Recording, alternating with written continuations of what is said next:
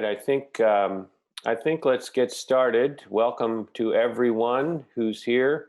I'm John Hamilton, the mayor of Bloomington, and I want to welcome you all here. Let me first give thanks. We've got some backroom folks, Yael Cassander and Andrew Krebs, who are helping manage the event on Zoom and Facebook. And we will be getting into a question and answer period. And for those, you can either type your questions in on Zoom if you're on Zoom, or via Facebook. Send them in, and they'll be sent along to me, and I'll try to get to those as we can. So thank you all for participating, and thanks for the help from Andrew and Yael.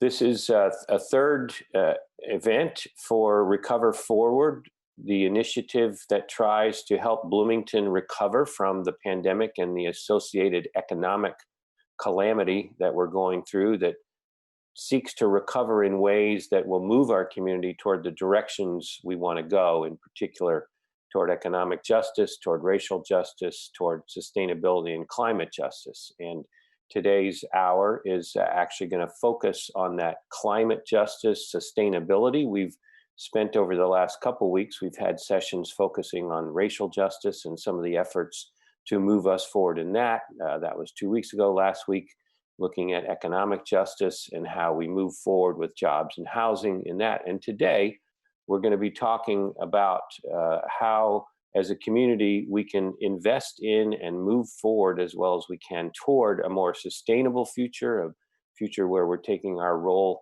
to address the climate emergency seriously and moving toward that. We'll have presentations from a number of folks, some who you see, and I'll introduce very shortly. But just as a reminder, this is a request that's going to be going to in several phases. The first phase actually voted on tonight by the City Council for a $2 million special appropriation of reversion funds to invest over the next 4 months this year in these issues to improve our community. Part of the 2021 budget, which will begin review next week and through the next couple months, to pursue some of the same, and then thereafter for longer term questions. So this first phase is really focused on the next 4 months, kind of in what we can do to improve our sustainability and move Bloomington in that direction as we recover. We are lucky, very fortunate to have some experts with us that will be part of our discussion today. I'll introduce them all right now, and then we'll go one by one to check in with them. We're joined, and you can wave if you want while you're introduced, joined by Lauren Travis, who is the city's Assistant Director for Sustainability in the Department of Economic and Sustainability. Also, we're joined by Adam Wason, who is the city's Director of the Public Works Department. We are also joined by Tina Peterson, the President and CEO of the Community Foundation of Bloomington and Monroe County. Also joining us today, thank you, is Steve Kramer. Steve is the Weatherization Program Manager at the South Central Community Action Program. And last but not least, we're joined by Rachel Beyer, who also is with the City of Bloomington as the local food coordinator, as well as a farmer in her own right. And as I said, and we'll go around the horn and start with Lauren. And what we really want to do is talk about the ways, as we try to recover from this economic collapse, how we can move forward in ways that support climate justice, that enhance quality of life in sustainable, equitable ways with this first phase of stimulus spending. We'll be talking about energy efficiency, our carbon footprint. We'll be talking about infrastructure improvements that help the public space, whether it's bicycle and pedestrian facilities, transit and bus access, as well as the local food and farm economy. And also we'll be talking about some of the basic social safety net, the infrastructure that we support with some funding we've identified to help protect that social service as well as arts. So I think I want to get right over to Lauren Travis. Lauren, if I can ask you as the sustainability director, kind of set the stage for us just briefly about some of the things why some of these things matter, how they line up with our sustainability action plan, and then some of the specific components we're talking about in this program. Thank you for having me, Mayor. So as John Hamilton mentioned, my name is Lauren Travis. I serve as the Assistant Director of Sustainability. Within this role, I'm really looking to help the city reduce our environmental impact, but also ensure that we are economically and socially sustainable, so improving equity and prosperity for all residents. Today, we're speaking to the Recover Forward initiative, which is being considered by Council later tonight, and how it's poised to both advance our sustainability objectives as well as help us recover forward and ensure that we are recovering in an economically secure way. So there's a couple of different aspects to the proposal, and I'll be speaking more to the energy efficiency piece, but there's a transportation component as well as growing the farm economy that Rachel will be speaking to as well. So first off, the building efficiency and energy burden portion for about $250,000 is a proposed energy efficiency and grant and loan program to help reduce electricity use and, more importantly, help those that are at or below medium income reduce their cost burden from their utility bills. And that often happens through inefficient buildings, whether it's a business or a resident. Those folks are paying more than they need to for energy, and it causes some financial hardship, which is exacerbated by this pandemic. So while we have existing nonprofits that are working in this space, and Steve will speak to the efforts of SCAP, this will complement by helping control energy costs and improve long-term financial resilience. And a benefit of that is by reducing unnecessary energy expenditure, the community overall will reduce our emissions impact, which helps a lot in the long term. And as to the particular program, each structure is unique. Each home and business has unique inefficiencies. So the first part will be the conducting an energy assessment, and then ensuring that we are looking to support interventions that will help reduce the energy burden of that particular structure. So it will be both grant and loan depending on income eligibility. And the focus is really to help those that have limited access to financing and are really cost burdened by the rising cost of energy. There's been recent cost increases for electricity.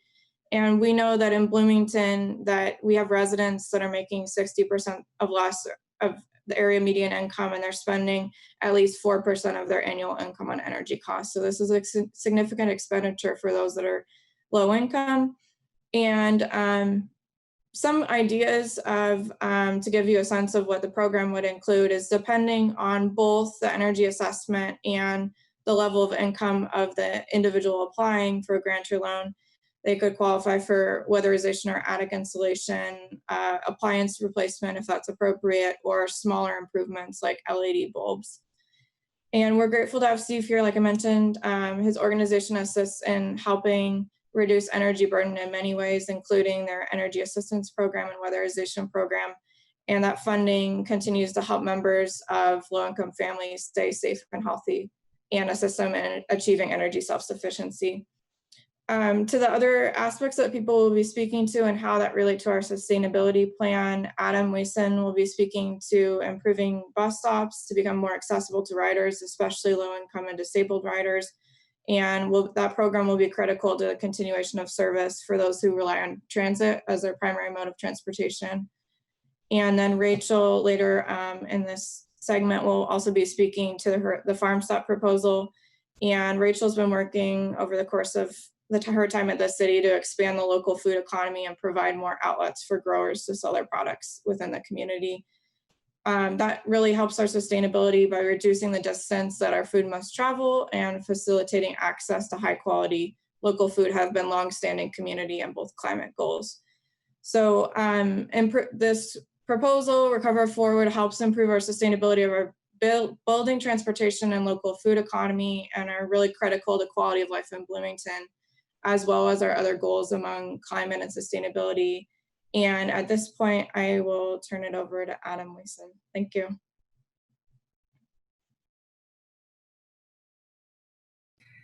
I think we're actually going back to Mayor Hamilton first, and then to Yes, sorry, yeah, I was that's all right. muted. No, no problems, no problems. Thank you so much, Lauren. I'll remind folks you can type questions in on the chat room, chat function, or through Facebook, and we'll try to get to them. We'll probably do the questions after the panel. And we're going to go around. I am going to go to Tina next. Tina, I really appreciate you being here. One aspect of an equitable quality of life and moving to a more sustainable quality of life is really the social safety net, and how much we're trying to help make sure our community works for everybody. I will just mention very briefly, the Recover Forward does have an arts component of about $100,000, recognizing that critical sector of our community and the big hit they've taken over the last few months. And we've earmarked some money that actually comes not from tax dollars but urban enterprise. But a key function has just been, how do we help our safety net both function to keep doing the services it wants and itself to survive. And one component of this is in the Jack Hopkins area, to just add $200,000 for an emergency kind of Jack Hopkins round. But Tina, you're in the middle of all this. I really appreciate you being here, just able to talk about how important that sector is to the whole community's getting through this challenge. And I'll hand it over to you. Thanks so much. Thank you. I appreciate the way you have worked with us, Mayor Hamilton, in the social sector and the philanthropy sector since March, right, and before, on how we really address some of these safety net issues. The Community Foundation has been working really closely with its partners, United Way, Bloomington Health Foundation in particular, how we create a more formalized structure as funders to support social service needs. And we've been really keeping a close eye on food, shelter, health and personal safety, and really childcare. We talk to these organizations really regularly. And first, I just really have to say that we need to be really proud of these nonprofit agencies and the way they've stepped up in a very difficult time. Really, they are fighting above their weight in many ways to try to address the growing demand for their services, despite really significant financial barriers for their organizations. Their fundraising is down, as you would expect. They really can't access the volunteers they need, either not available or they're not allowed to use them. And really, fundraising events are not feasible. And so these are organizations that are struggling, yet demand is really increasing, and they are doing all that they can to respond. I was looking at some data just today, for instance, from the Hoosier Hills Food Bank. Just in what we call the COVID period, right? They've served the equivalent of 2.36 million meals. Food has been distributed, up 44%. In terms of pantry pounds of food distributed, up 62% since March. It's an incredible number. In shelter, we know that our shelters are already really close to capacity, despite the fact that we are not in what would be considered high season, right? People can still get outside. And so what happens when people can no longer go outside, and we've lost our most significant women's shelter? And so how are we going to continue to address that at this point in time? Mental health, the implications are significant. Mental, behavioral health, personal safety, during this crisis, partners are really seeing increased demand for mental health services and are adding staff, but they don't have enough to meet demand. And childcare, I have to say, is very different than what it was in March when we were just focusing on essential workers. I mean, think about it right now. Every parent of a 6 to 12-year-old right now basically has a childcare issue in this community today if they're trying to work. This is really unprecedented. 6 to 12-year-olds are usually in school buildings at this time of year. We don't even have programs normally that are structured to support this population of kids. And many of our lower income families just don't have the funding and the money really to care for children or provide the technology that they may need if they do not have it. So I really believe that investing in our social sector, service sector right now in our nonprofits is especially important. There are many people in our community that are on the bubble, and that bubble is going to burst if we don't continue to provide support. Demand is not going to decrease with the looming deadlines ahead, eviction waivers, unemployment benefits, and more. There's such uncertainty about the economy and what that means for jobs. I mean, just think about what it means for the hospitality sector in our community when we cannot provide big revenue events anymore. How many families does that impact? How long can families and businesses hold on in the face of so much financial uncertainty? Children and families are facing new challenges with the lack of access to social and emotional services normally delivered in schools. What does that mean to children or to families that need special supports for learning, tutoring, or special needs, or non-English speaking families? And our mental health providers say the tsunami is coming. Minor issues today are escalating to become bigger. Major ones are reaching the crisis point. We wouldn't be able to address nearly what we are without telehealth, but digital inclusion continues to be a challenge for some of our low-income families. And then just thinking about the safety of those who are confined to homes, how much they and where aggression could be possible. In March, we had very little warning and had to respond on the fly, often inadequately, unfortunately. It's not an exact science, but we now know and can anticipate what's coming over the next 3 to 6 months as we drive into fall. If we are going to be prepared, we're going to have to invest in the work of local nonprofits to ensure that they can meet that existing demand and also sustain and grow their capacity for what's coming ahead. Like individuals and families, many nonprofits are on the bubble, having sustained through a tough time. When we first started talking to them in March and April, many of us told us they were going to be okay for 4 to 6 months. You know what? That time is now. So we're reaching that point, right, where we really need as a community to support our local nonprofits that are really providing that safety net in many ways. And it's going to take all of us really to provide the resources that they will need to continue to sustain and protect families and children.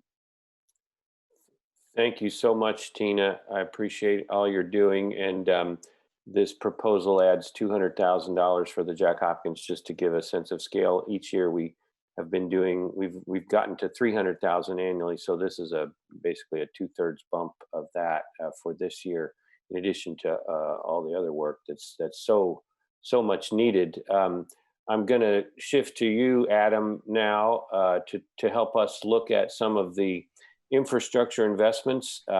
One component of this is these infrastructure investments do have a job impact as well. Investing this money can help stimulate the economy a little bit. You're talking about $650,000 for that and for these infrastructure improvements. And if you could just run us through what those are and how they line up with the needs out there and some of our other efforts, that'd be great. Thanks, Adam. Absolutely. Thank you, Mayor Hamilton, for having us today. In talking about the infrastructure improvements that we've identified as part of the Recover Forward program, it's really a two-part process, or a two-part program.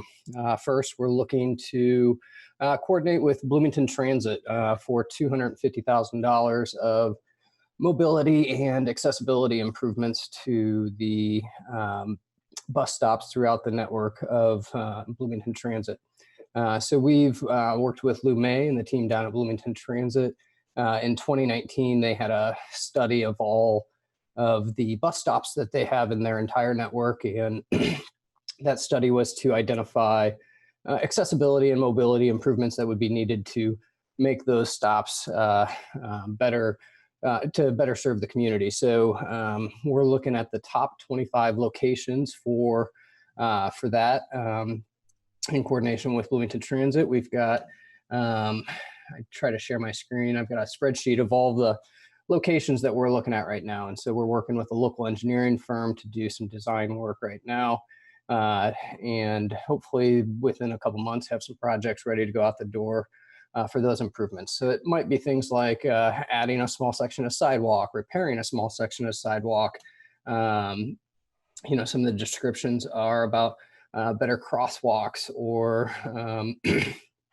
having landing zones that are better paved for ADA compliance, things like that. So looking at we're hoping to get 25 of the stops to have improvements there.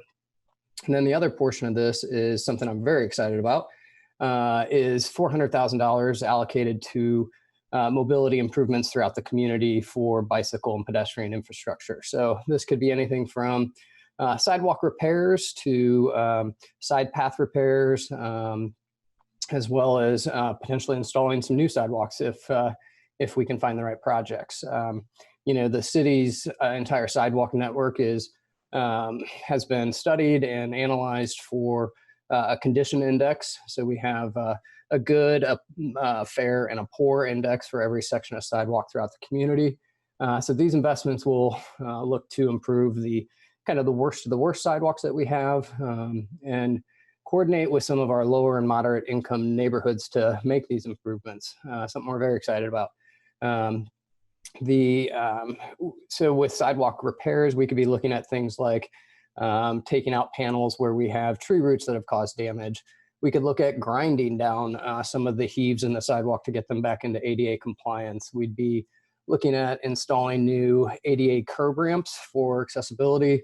And then again, like I said, we might even be looking at building some entire sections of sidewalk. So very exciting for us. We don't often, each year we invest roughly about $250,000 in mobility and sidewalk improvements throughout the entire community. And so this is just really a great way to leverage what we're already doing. Some of our plans are to break the projects up into smaller amounts so that we can really identify some of our local contractors that may not be able to do really large scale projects, but some of the smaller scale ones. So of the $400,000 allocated here, we would look to probably do a few $25,000 projects with some of the smaller contracts, and then some larger contracts with some of our larger companies here locally. So it's a great coordinated effort. We're very excited. Like I said, we don't often get this kind of money to invest in our sidewalk and side path network throughout the community. So very excited here. So thank you, Mayor Hamilton. Well, thank you, Adam, for that summary. And we're getting questions rolling in. I'm just going to we've got a couple more brief presentations, and then we'll start rolling through the questions. So keep those coming. Thanks so much. I want to thank Steve, you for being here to help us from SCAP, Community Action Program. One of the things that Lauren talked about was the importance of the built environment, the buildings, the energy efficiency, the cost, not only to the people who are in those buildings, but also for our overall carbon footprint. We know that our buildings are a big use of energy, and there's a lot of opportunity there. And SCAP has been doing a lot of this kind of work for years through the weatherization programs and others, and appreciate your expertise and input as we're looking at expanding that effort. I know there's also solar folks like Siren that have been doing a lot, and this is trying to put some more money to help move that progress into new areas and new intensities. And I appreciate you being here just to talk a little bit about how that program works and how your sense of how it can continue to evolve. That'd be great. Thanks so much, Steve, for being here. Sure. Thank you for the invite. As Lauren mentioned earlier, the Weatherization Assistance Program helps the most vulnerable in the population, the income qualified, and we help. I noticed in the chat earlier, one of the questions was about helping renters. Our program does help renters as well as homeowners, and so that's some of the funding does have restrictions, but at least the funding from the DOE and the low income with the LIHEAP, I can't remember, low income housing. I can't remember what the rest of them stand for. But anyway, Energy Assistance Program. Yes, there you go. They do allow us to help renters. Right now, we are not certified to do multifamily, so we are not able to do like apartment complexes, that kind of thing yet. But just being able to go into people's homes that they have a broken furnace, maybe to you or to me, a $500 service call to a technician is not that big a deal, but to somebody that's having a problem putting food on their table, a $500 bill to a service technician for their furnace is not an option. And so several times a year, we see people that are heating their homes with space heaters. And as we know, that is an extremely inefficient way of trying to keep your home warm. And so, we get most of our referrals through the Energy Assistance Program. And so it's already people that are that know that there's some assistance out there. they are encouraged to sign up for weatherization so that we can go in and we do look at energy efficiency measures, but we also, health and safety measures are also a high priority. We do a thorough inspection of every home that we do. The inspections usually take, from 3 to 4 hours. So we're spending a lot of time in these people's homes, basements, crawl spaces, attics, everywhere, just so we can find things that are inefficient as well as things that are not safe. And we fix both if we have the funding to do so. Um, we're working on a home right now where there's a huge amount of mold in the crawl space, and we were able to. The weatherization funding can't be used for mold, but we were able to have some other funding, and so we were able to go into their home and take care of that mold, and then we're going to be able to weatherize after we take care of the mold for them. And so, that's a huge health and safety, as I'm sure many of you know. Mold is a um, affects breathing and lots of other parts, things in the body in detrimental ways, and so we're going to help them quite a lot. Um, Mostly energy efficiency, though. Our minimum goal is 15% on each structure that we weatherize. We're kind of usually disappointed if we only get 15%. We frequently get 40 to 50% energy savings on a lot of the homes. Just again, you go from a home that they're been using space heaters for 2 years to heat their home, and we're able to get a heat pump for them. That right there is going to be, you're going to get 30 to 40% savings just by doing that. And so, we do tune-ups on furnaces, and we do water heater replacements if the funding is there.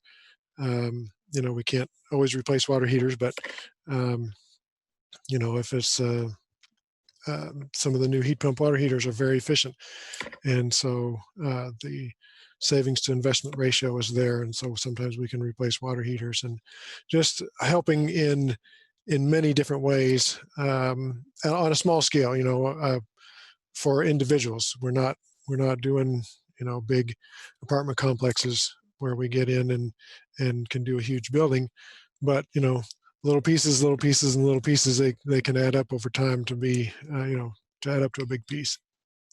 Thank you so much, Steve. I appreciate it. And it reminds me and reminds us, one of the goals of this funding is to collaborate with existing programs that are already out in the field doing this kind of work. And we know SCAP, Community Action Program, South Central Indiana, has been doing this kind of work for many years to help support the folks, not only in their economic lives, but creating a good climate impact too. So we appreciate that and the chance to work together on this kind of thing. I want to last presentation, and we'll get into the questions, which are piling up, but I'll get to them. I'm going to try to get to them.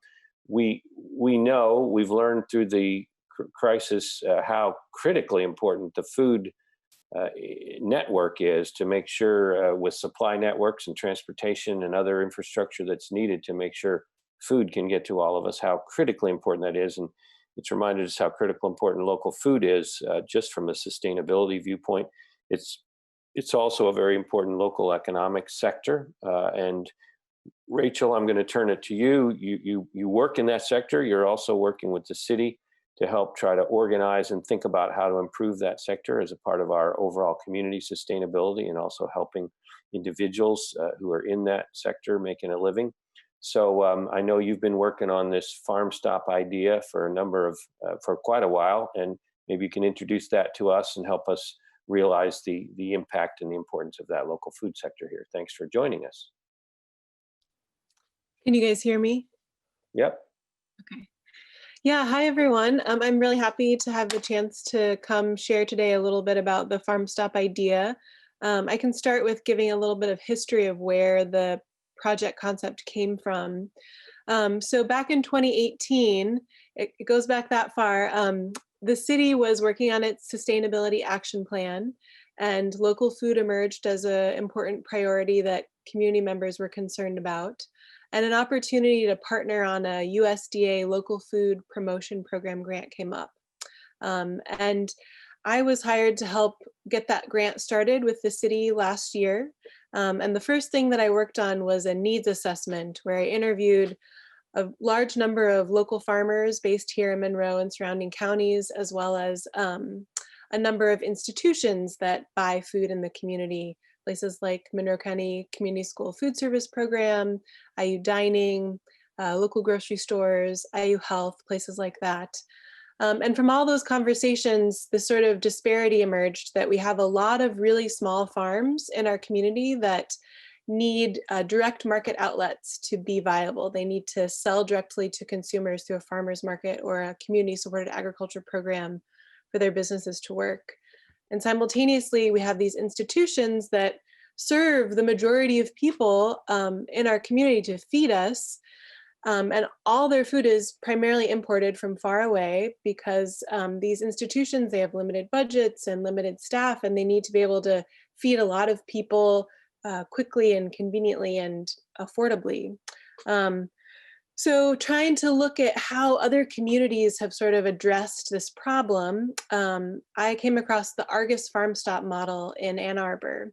And I actually used to farm in Michigan. That's where I learned to farm, and in Ann Arbor in particular. So my husband and I were going on a family trip up there, and we stopped in and met the owners last summer and thought it looked really cool. So then in January of this year, I helped to organize a group of farmers and Blooming Foods board and staff members to go do an intensive training at this Argus Farm Stop in Ann Arbor. It's a really cool place. Their model was inspired by similar stores that are other places in the country, like in Ohio and West Virginia. But it's basically a consignment-based, local-only grocery store where farmers get to set their own prices and determine the product mix that they offer. It's really different than the traditional outlets that the farmers in our community are selling through, like a farmer's market, because it's a grocery store. It's open 7 days a week. So their product can be on display for many more days and many more hours per day. And because of that, it's accessible to a wider audience of consumers, people who maybe the farmer's market doesn't fit with their schedule, or a CSA is not something that works with their budget. Another really cool thing about the Argus model is that they have really clear transparency about where the food is coming from. So every item that's on the shelf for sale has a label with the name of the farmer, often a picture of the farmer, the location of where the farm is based, and often a description of the growing practices that they use, if they're certified organic or practice integrated pest management or permaculture based or something like that. And then another really important part of the Argus model is it's a small space. They're only selling food that's really as close as you can get in a grocery store setting between the farmer and the consumer. And a big emphasis is the community building of developing the relationships between the people eating the food and the people growing it, and helping them to connect and learn more about how our food system impacts our natural resource use and our environment. So we learned a lot on that trip, and we're really deeply inspired by the model at Argus. And we were excited back in January when we got back. We wanted to bring this concept to Bloomington. But then COVID happened, and really it became clear that a farm stop is even more needed because of the issues that the pandemic has revealed. For example, back in March, when there were the state shutdowns, the farmers market wasn't open at all. We had to set up this impromptu drive-through format, and since then there's been restrictions on the number of consumers allowed in market areas.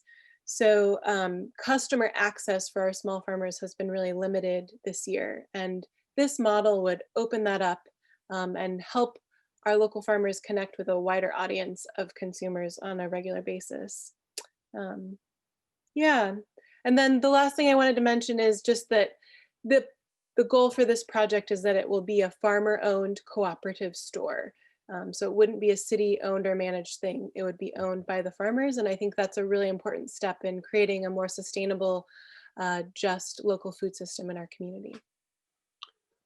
Thank you so much, Rachel, and thank everybody. I'm going to open it up for questions and go through a bunch that we have already just on the agriculture side, noting how important it is to help aggregate buying as well. Though, as you mentioned, some of those larger purchasers, this kind of alignment would let them buy at bigger scale than might be available other places. And also, I just want to note how important it's been, I think, again, in this idea of latching on and grabbing together with what's out there, that the close work with Blooming Foods, of course, a historic food co-op here, a grocery co-op in this community, and the farmers markets themselves kind of talk about how to build in the gaps and strengthen what's there. So I really appreciate that. So we've got some questions flying in.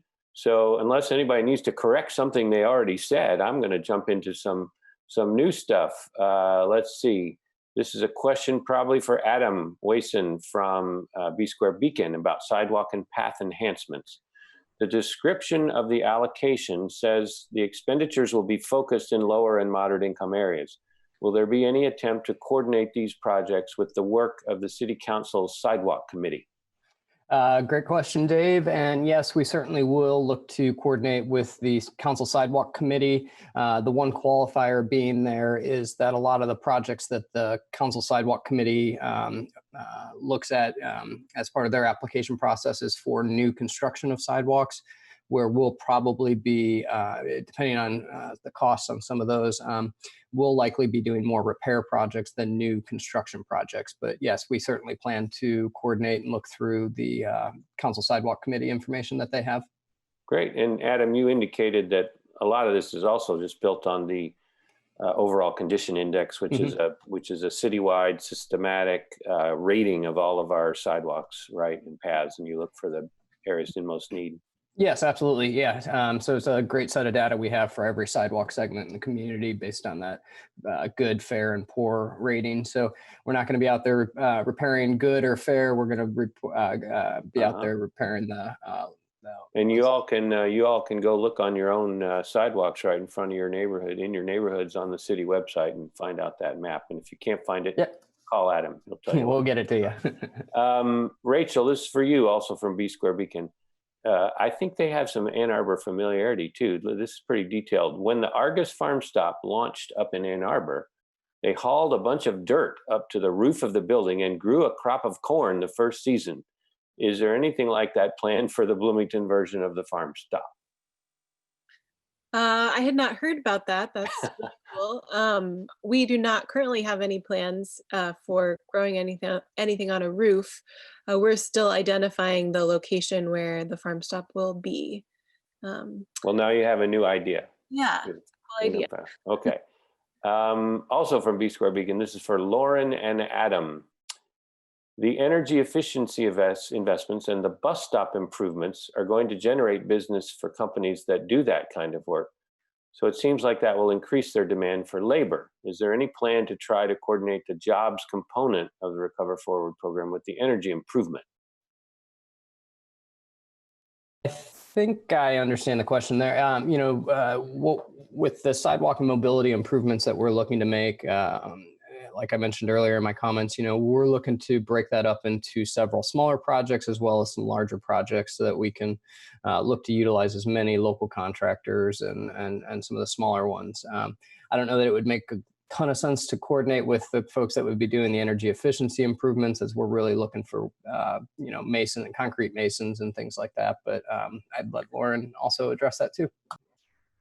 Yeah, I think there definitely will be a jobs benefit to a lot of these proposals, and there's always a benefit in using local contractors because then we're capturing the benefit of the program.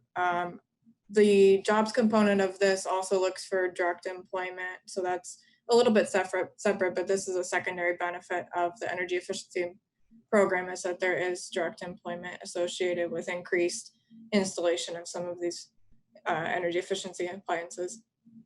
Yeah, and as if I follow too, I think one of the things we talked about last week was the focus on building trades, for example, and trying to facilitate people's entry into the building trades jobs, even if they may not have the skills right now, in a way that would maybe subsidize their first few weeks of employment so that they could jump into that. That certainly can be integrated with contractors who are doing this. And then Adam, you know too about the Centerstone program, which may not directly relate to some of this, but that idea of helping people get into often entry-level jobs, but that get them into the workplace, collaborating with Centerstone. I don't know if that relates exactly to some of this stuff, but maybe you can mention that too.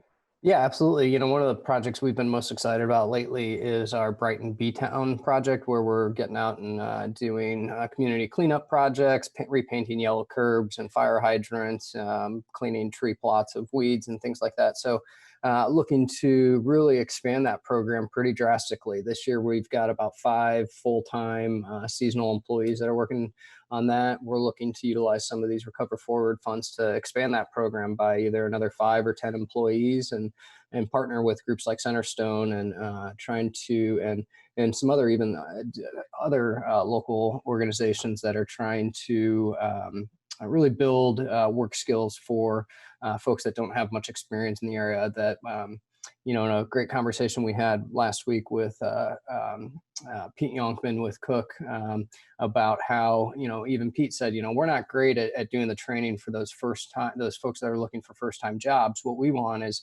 somebody else to help us with that, and then hire them in for their second or third job to really move them in the employment. So that's what we would look to do here with these funds. It's been a successful program so far, and really look to expand that. Great. I remember, yeah, the ABC concept, which is start with any job, then get a better job, and then get a career. And that can be a really important pathway for people. There's a question here for Mayor Hamilton, also from B Square Beacon. There's about $700,000 in food and beverage tax money that could still be loaned out under that program. Is there any thought to taking that money and plowing it into the Recover Forward effort? Or is the window for use of that money now closed based on State Board of Accounts guidance? So absolutely, yes, we are continuing. That really was under the Economic Stabilization and Recovery Team, which created the Rapid Response Fund that lent about 1.6 million, I think, out, including mostly from food and beverage tax money. We are continuing to look at how that fund may go into a second round. It does depend upon the State Board of Accounts approving the use of that money out of the food and beverage tax collections, which they have done. But we need to make sure they will continue to approve that. But it's absolutely possible to use that money. That has some restrictions on it in terms of it has to be tied in some way to tourism or hospitality. But absolutely, we're continuing to look at that. Tina, I got a note here too that said I mentioned Jack Hopkins, which not everybody know what Jack Hopkins is, but maybe you could share what that fund is. I think you know the Jack Hopkins process, and I'll throw this question in too, which was actually addressed to somebody who may be watching, Councilmember Sandberg, who oversees the Jack Hopkins Funding Committee, but whether that committee will simply take the applications that it already has and use it, or take new applications. And I think it's going to be up to them. But let me just offer to you, Tina, if you want to comment about that Jack Hopkins process and the importance. It's a lot of the people that you fund too, I know. Yeah, absolutely. I mean, the Jack Hopkins Fund is, I think, such a viable option for a lot of what we think of safety net organizations, social service related organizations, to address often has been some of their more significant needs, right? That could be a vehicle, it could be really a variety of things. And so we find that it's a great complement to some of the other funding options in the philanthropy community, things that we might not be able to do, or that are just aligned a little bit differently than what we have to offer. So I think it has been, I mean, I look at the list of organizations that apply, and very obviously they are the ones that are, I think, on the front line right now in this work of COVID.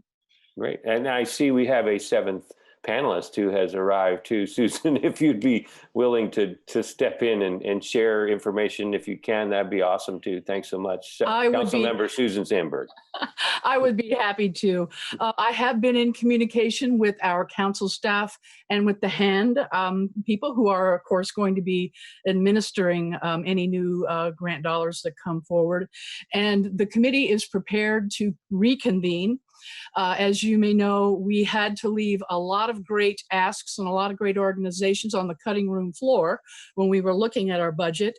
And so we have several scenarios that I'm going to run past the committee when we get a chance to reconvene, including perhaps unfunded portions from the first round, seeing if that can meet the $200,000 threshold, or also seeing if there have been any changes in the organizations, if any of them who applied and were successfully vetted may want to make some tweaks to their initial ask, since things are very fluid and changing, and the need is getting greater.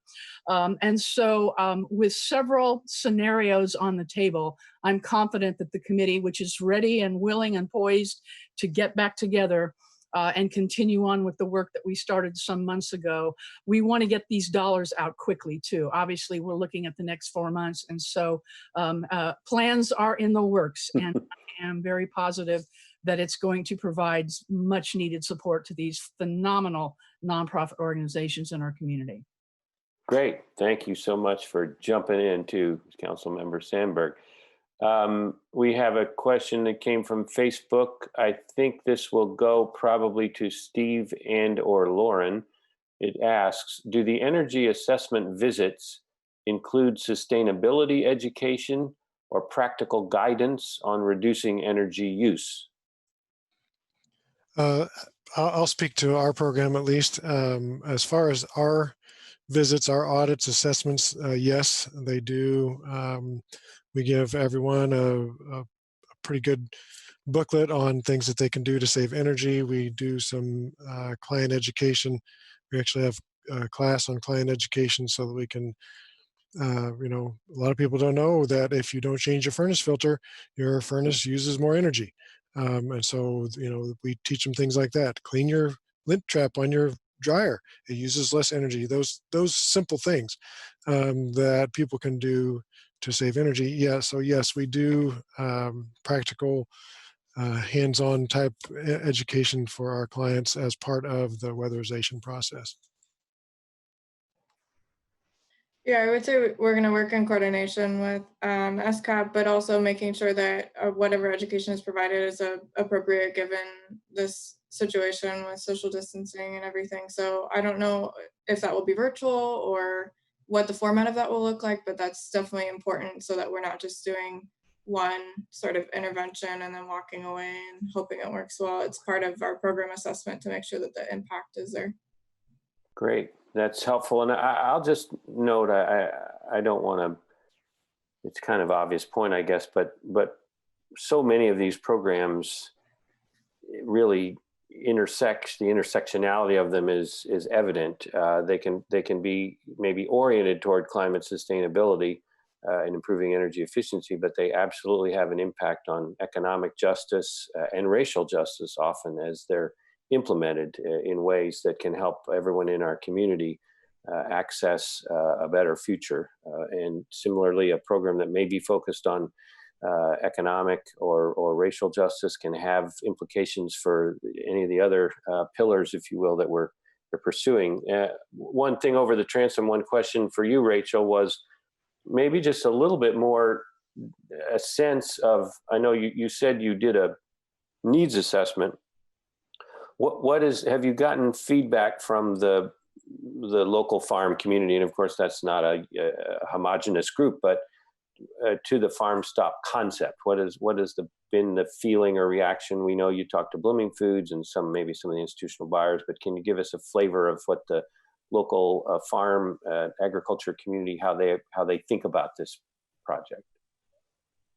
Everybody that I've talked to about the idea is really excited, thinks that it will help to develop the local food system infrastructure in our community that we really don't have. It'll be a stepping stone. There'll be a lot more that is needed, but it is a step in the right direction.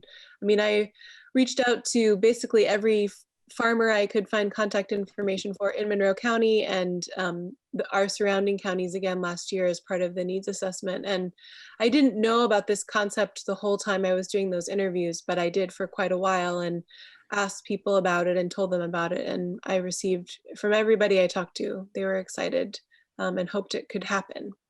Great, great, thank you. We had this mentioned in the chat and there was some chat response, but let me just throw it out there again. Someone asked about, I think this is about the energy efficiency improvements. And they said, well, what about people who rent and they have landlords who won't help, not interested, or how do you assure that you're helping, I think the implications of the question, helping the renters, the tenants, not just helping the landlords in this project. And of course, there's economic impacts and there's climate impact, but maybe Steve and Lauren, if anybody else wants to jump in, that's fine too. You could talk about that question. I'll just jump in really quickly. So some of the funding will be restricted for property managers on a zero interest loan basis. So the conditions of acceptance will be that the property owners not pass on the cost of the loan to the renter through rent increases. But I think that's a area. We know a lot of our community members live in rentals. It's difficult when you don't own the property to make some of those improvements. So working directly through those that own the property to provide another financing option for them to do units at scale will help not only the individual renters who are paying the utility bills, but help a broader segment of our community than has been reached to this point. Thanks.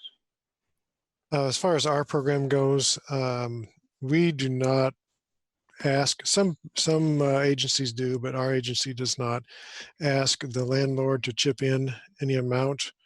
So if the client is income qualified, so if the renter is income qualified, then we can do the house and we do not charge the landlord for it. And so as far as I know, we have not had any refusal by the landlord. I mean, we're improving their property and we're not charging them for it. We haven't had any refusal by the landlords to do this. And on their part, they do have to agree to not raise the rent of the renter for at least 1 year. Or if they do raise the rent, it can't be because of, what we have done, so like if it was in a development or whatever, where there was 10 houses and they were raising everybody's rent for cost increases or whatever, that would be fine, but they couldn't raise just this person's house because now the house is better because we weatherized it. So there is some protections there for the renter. It's not a perfect system, but it works reasonably well. Thank you. And Lauren, I think you touched on this, but just remind us the importance of the built environment, the buildings in terms of our carbon footprint as a community. We often think about transportation, which is a huge part of it, but the built environment and just improving energy efficiency there is a big hurdle to get over too, isn't it? Yeah, I mean, oftentimes people don't think about buildings as being an important part of our climate impacts, but that's actually for Bloomington where a lot of the impact lies through electricity and natural gas use. So it's one of these things that has so many benefits, not only health and safety, economic, but also it will help reduce our overall emissions, pollution, and also look to make our community more resilient long-term. Great. I think part of sustainability is protecting everyone's time too. I don't want to be, too rowdy with that. I'm going to have one more question, Adam, to you, and then I will just go around the horn in case you want to close out with anything. Don't feel you need to make a long speech, but if you want to say anything, that'd be good, and we'll wrap up before 2:00 anyway. But Adam, there was just kind of came up, an example of the intersectionality or the crossing currents of all this, reminding us, for example, on those transit stops, the improvements of those 25 is the target for transit stops, how that kind of connects both with economic and climate and racial justice too, I guess, in all those ways. When we're talking about a bus stop, it's kind of interesting how that all connects, maybe. Yeah, absolutely. It certainly is. We know our transit ridership in Bloomington, they often have mobility issues. They often have, they're often using transit to get to work, things like that. So by making improvements to just simply make those sites more accessible to all of those that are using them, it is the true cross section of sustainability and environmental justice, economic justice, racial justice, all of that. So we're certainly excited to make those improvements. Well, I'm going to go around the horn in reverse order. That's warning you. So, Rachel, you're going first. Just to thank you for your participation in here. And if you have any closing remarks you want to make, or comments or announcements, please feel free. And then I'll wrap it up. And thank you all for your participation. So we'll start with you, Rachel. You reminded me just of one other thing I wanted to add. Something they do at the Argus Farm Stop that we hope to do with this Bloomington Farm Stop is to have an online component for local growers to post the product they have, and then restaurants and grocery stores and institutions that want to be selling local food can easily buy from a large number of local growers in one centralized location. And that's a really key part of our local food distribution infrastructure that we don't have right now.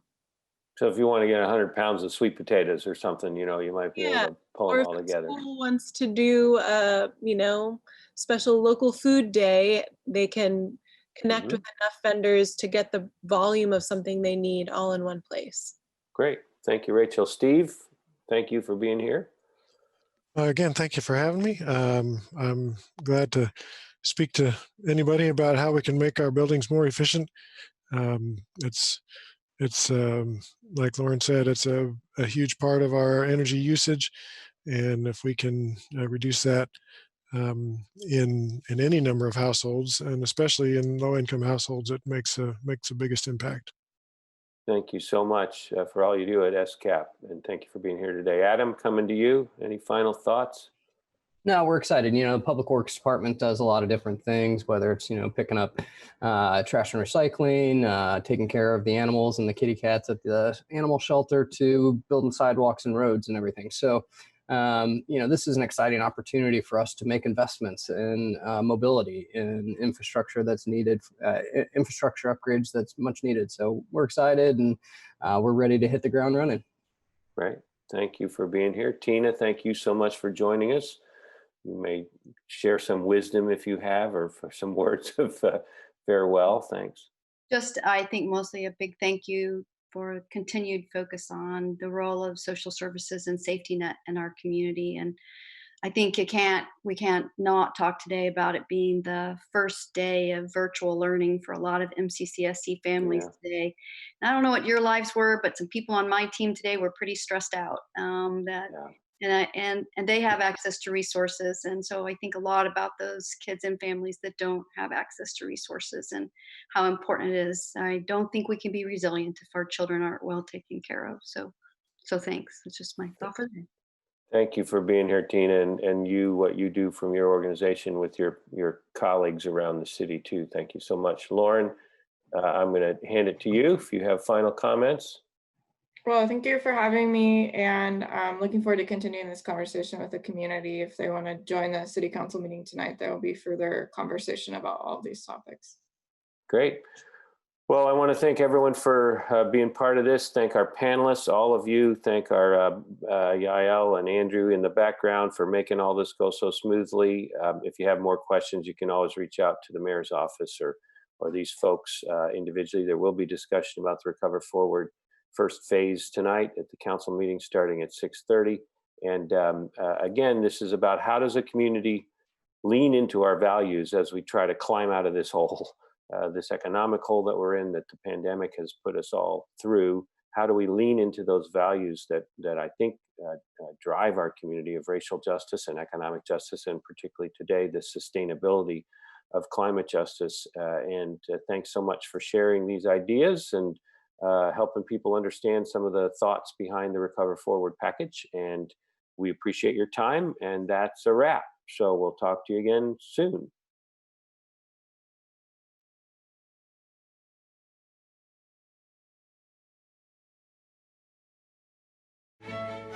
you.